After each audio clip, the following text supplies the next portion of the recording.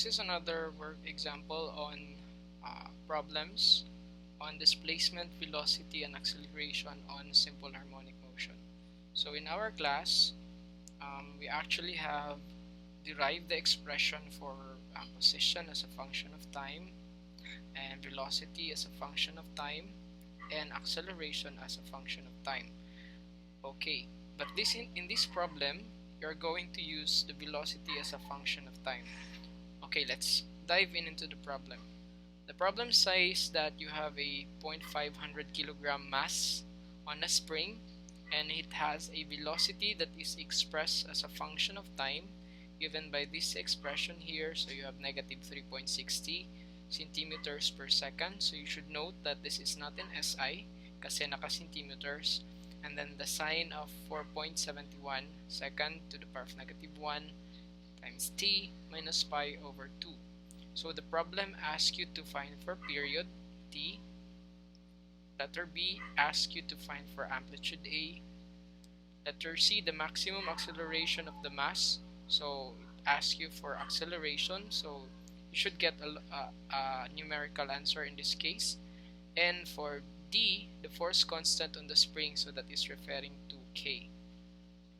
Okay, now when we solve these problems, since this is a problem of velocity as a function of time, what we are going to do is we match the two equations. So what I mean is we have this form like the standard form of velocity as a function of time, and that is negative A. I'm hoping you can remember omega sine of omega t plus phi.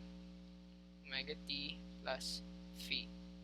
And the velocity as a function of time in the problem is given to be, just write that is negative 3.60 centimeters per second. The sine multiplied by the sine of, you have 4.71 seconds to the power of negative 1 times t minus pi over 2.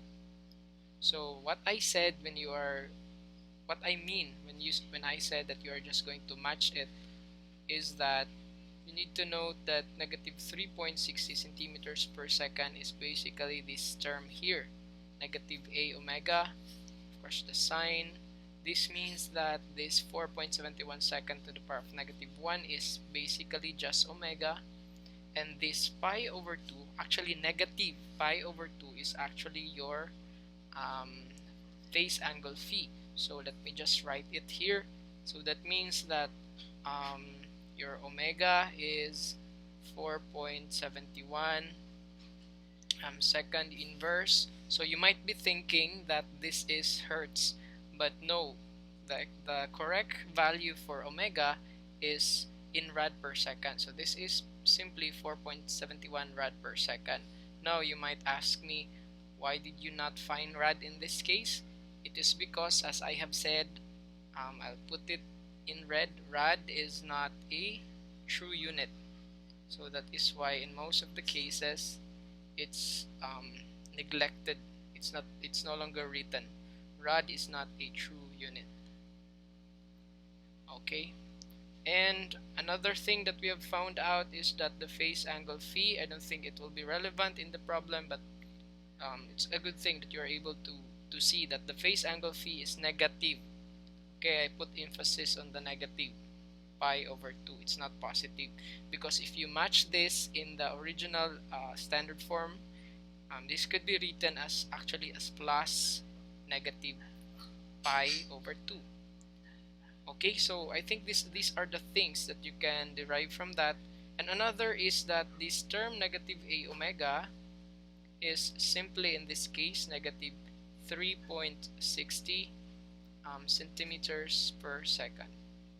Okay, so let's go back to what is asked in the problem. The first is period. So A, you need to find for period t. Now how do we get period t? So as I have said repeatedly in the discussion, you actually don't have to memorize equations. So you just need to know the basic relationship among the variables in the problem or in the discussion or topic that we have. For example, you know that period is just inverse with the frequency, right? It's 1 over f. And another thing to note is you also know that the angular frequency omega is just equal to 2 pi times f. So if you're going to use simply this one, it will be you cannot do it because you don't know the frequency. It's not explicitly given in the problem. But since you know this equation that the omega is equal to 2 pi f, and you know, take note, you know omega based from the equation, so that means that you can find f. So I am going to combine then these two equations to find for period t. So let's work on it. So that means that I will have from this one, this implies that frequency is simply omega over 2 pi. Okay, omega over 2 pi. So that means that my expression for t now will be t, or period, will be equal to 1 over f. So that will be 1 divided by omega over 2 pi. Okay, so you do simple mathematics on this one. So what happens is that it will be reversed. So you have 2 pi all over omega. And from this, you just have to substitute the values. So you have 2 pi. Actually, when you have 2 pi, it's understandably having the not a true unit. Again, rad here. It's 2 pi rad all over omega. So just to show how it cancels out, omega is given to be 4.71 rad.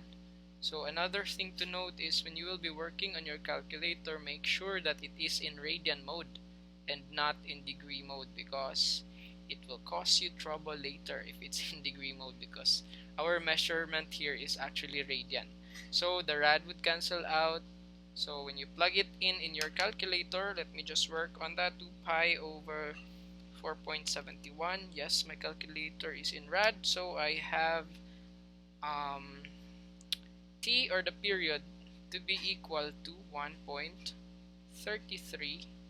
So that is seconds. So this will be my period, 1.33 seconds. Now for the number 2, you are asked, letter B, you are asked to find for the amplitude A.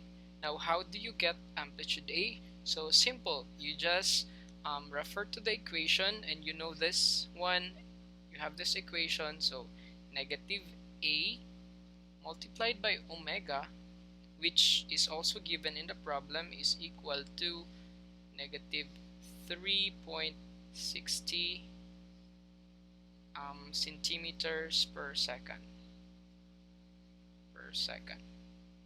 But actually, if we are very strict in terms of the unit, you will find out that this is strictly not just centimeters per second. Rad is included here.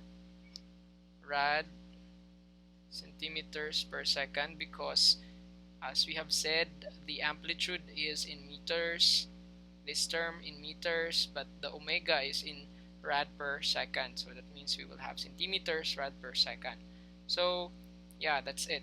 But anyway, as we have said, rad is not a true unit. In most cases, it's omitted. So since negative, let's go back. Negative is common to both sides of the equation. It will just cancel out. So that means that we can actually express amplitude now, A, to be simply equal to 3.60 centimeters per second divided by okay, I'll put rad here simply for illustration that it will cancel out, and then our omega is given to be 4.71 rad per second. Again, the calculator should be in radian mode, since we are dealing with radian units and not degrees. Okay, so second, so what happens is that, let me just show the cancellation of terms, of units. So rad will cancel out, seconds would cancel out, so we are left with centimeters, which is what we expect for a unit of amplitude. But since okay, later. Explain later. Let's do it on the calculator. 3.60, 4.71. So you have 0.764. So I will express it in 3 decimal places, or it could be fine if 2. 0.764, 764, and this is in centimeters. Okay, 0.764 centimeters, and as we have said in our discussions, we will always be working with SI units, so that means that we have to convert centimeters to meters. So in 1 meter, we have 100 centimeters. So what happens then is the centimeter unit would cancel out, which is what we want for us to have meters. Okay, so this time around, since we're dividing it by 2 decimal places, so that means that we are going to, watch this, we are going to move 2 decimal places. Which do you think, to the right or to the left? So we are going to move 2 decimal places to the left, since we are dealing with division. So that means we'll have 1, 2. Okay, so if that is the case, so we have 0.00764 meters. Okay, and we can actually express this in scientific notation, that is just equal to 123.7.64 times 10 to the 3, and the unit is now in SI, which is meters. Okay, so that's it. So the next step is the problem asked us. So we're now down to the third problem, the third um, requirement, or the third letter. Problem asks you to find for acceleration. Okay, not just acceleration, but the maximum acceleration. So the first thing that would come up with your mind is that you might be thinking, oh, that's easy, I'll use this one, negative kx, since this is a simple harmonic motion. Well, in this case, you could not use this because you do not know k yet. Okay, or another, you might say that, oh, that's simple, I'll use the Newton's second law, so I'll have ma. Okay, this way of finding acceleration is also fruitless. It's because you don't know the force. But if you will be saying that, okay, since I have F is equal to this one, F is equal to this one, so I'll equate both uh, these two equations. So I will have negative kx, sorry, negative kx is equal to ma. So solving for a, I will have a is just equal to negative k over m times x. So still, you cannot use this, although you equate these two equation. It's because you do not know again k. But if you remember this form, that omega is just the square root of k over m, that means that omega squared is simply k over m. But if you know this one from the previous class, then you can argue that you can actually rewrite this one such that you can make use of that equation. So let me show it to you. So that means that the acceleration then is equal to, so this k over m is just omega squared. And we are very lucky, and it's really one of the best thing to do since omega is given in the problem. So the omega is here. So omega squared x, so we have transformed that equation. So that is why I said do not memorize the equation, but take the basic relationship among the equation, and you can actually build from that. So when you plug in the values, noting again that the calculator must be in radian mode. So negative, and then you have 4.71 meters. Oh, sorry, that's not in meters. That is in rad per second.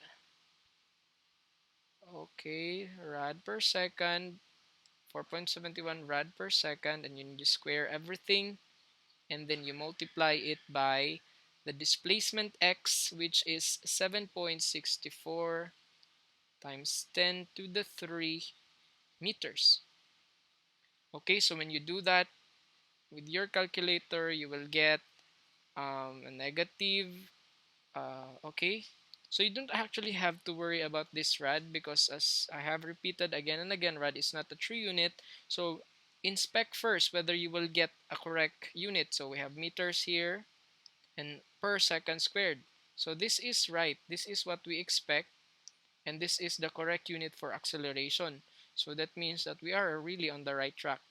So when you do the calculation on the calculator, 4.71 times, oh, I forgot to square. 4.71 squared times 7.6, oh no, 7.64 times 10 to the 3, then you will get the acceleration to be equal to, okay, I think I messed this up, 7.64 times 10.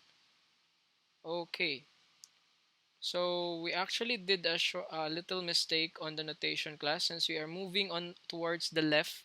So the notation here should be negative. Sorry, I only noticed it later. So this is negative. The negative 3. So what that means is when you do that on the calculator, so you will get the acceleration to be equal to 0.169. So 0.169 meters per second. So that is your maximum acceleration in the problem. Okay, so we just did a short mistake over here. So I'll put it in red so that will be noted. Okay, then from that, you are actually asked, we're down to the last number or last question, which is letter D.